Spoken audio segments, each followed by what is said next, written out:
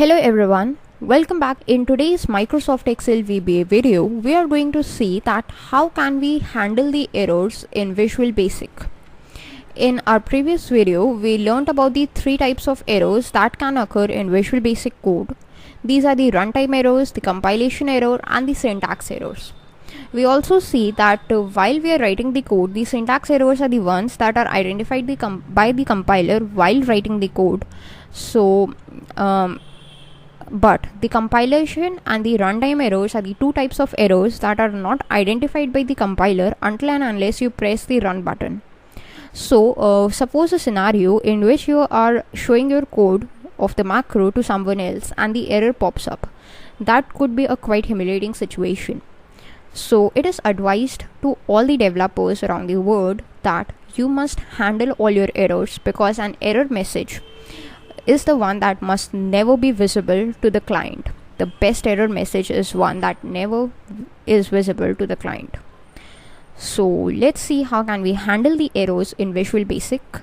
So first of all, we have created a new sheet, a blank sheet, sheet 2, and let's create a new module.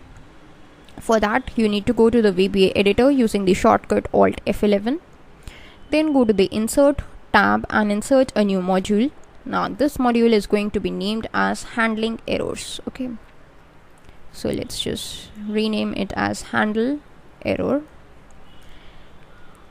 And the same we are going to do with the sub procedure, that is, we are going to name it as Handle Errors, so that Handle Errors is also the name of our macro, and make sure that VBA recognizes it as a valid sub procedure.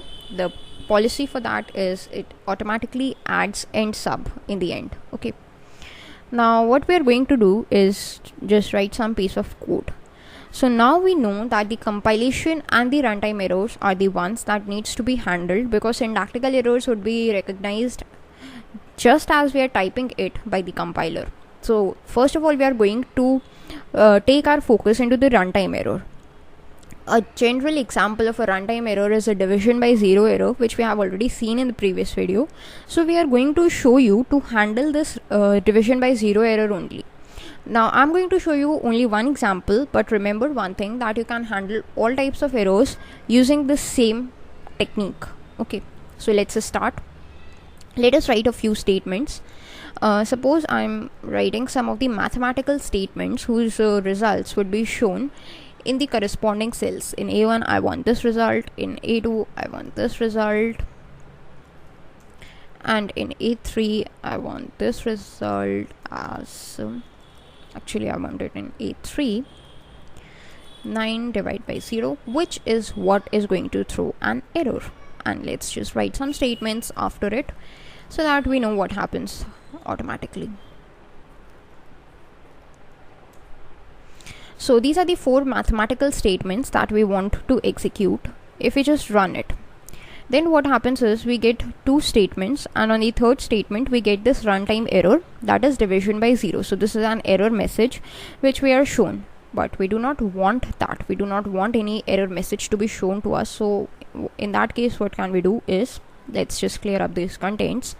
We can write a set of statements or a set of keywords as a statement to handle this particular error. Now what statement do we have? The first keyword that we need to write is on, and the second is error.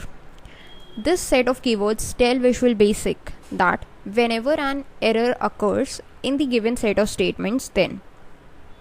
So this is a command, and whatever you write after it would direct the Visual Basic to an action. So whenever an error occurs, Visual Basic jumps back to this on error statement. Okay, so on error statement is where Visual Basic jumps back, and after this on error it is given two options. That is, there are two ways of handling an error. One is the resume statement and the other one is the go to statement. Okay, so what do I want to do is, first of all I'm going to show you the use of the resume statement. So just put a space and then we can write resume. After this you have to write that what it should resume with. Should it resume with the next statement? Should it resume with the previous statement? or what? So a general example would be to resume with the next statement. That is, whenever we write this line on error resume next, what happens is Visual Basic will ignore the statement that is giving the error and will continue its execution up till the last line and will complete its execution completely ignoring the statement which is throwing an error. So that is what this statement tells Visual Basic to do. So let's see its example. By using the step into function this time, on error resume next is what it gets. The A1 has no error, its result is displayed. A2 no error, A3 there is an error, 9 divided by 0 is an error. But because of this statement on error resume next, Visual Basic does nothing. That is, it does not shows any error message to us and continues its execution with the next statement, that is A4 statement 8 minus 2. So if we just try to execute it, then it is executed perfectly well and the sub procedure is exited as well. So that what happens when we use the resume next statement. So this was the one method through which you can actually handle the errors in Visual Basic. So let us take a look at the other method, and that other method is, let us just comment this all out. Now what we are going to do is take a look at another runtime error, that is out of the range exception. Okay, so suppose I have the cell as B1, I want to color its interior with a color index of 52. Now that's valid, but I want to color, I'm just copying this statement and pasting it here. I want to color B2 with a color index of 59, which is invalid. Now the same thing I'm going to do with B3 as well, that is a valid value. I'm going to color it with 45. Now this is also valid. So these three set of statements is what we have got, and let's just execute them one by one to see that what happens. B1 is perfectly valid statement, that is B1 is colored. B2 is invalid, so we get an error, the runtime error, that subscript is out of range. Okay, so after this error message is shown, VB stops its execution. So let's handle this kind of error using another method, that is through the goto statement. Now goto statement causes an abrupt jumping of the control, because goto is a jumping statement, so it is not advised to use the goto statement. Usually it is advised that you use the resume next statement only, but whenever you are trying to find that on which line the error occurs, then you can use the goto statement, because when you are using the goto statement, you are able to identify that at which line the error occurs. However, if you are trying for the smooth execution of the program, ignoring the line of the error, then you must use the on error resume next statement. Okay, so let's see that how can we use the goto statement. So first of all, you need to write the same line on error, then instead of the resume keyword, you need to use the goto keyword. Now after the goto keyword, what you need to write is something known as a label. Label could be named anything. You can name you can give any name to a label, it's totally up to you. LBL is what I'm giving it. It is not a keyword, it's totally up to you.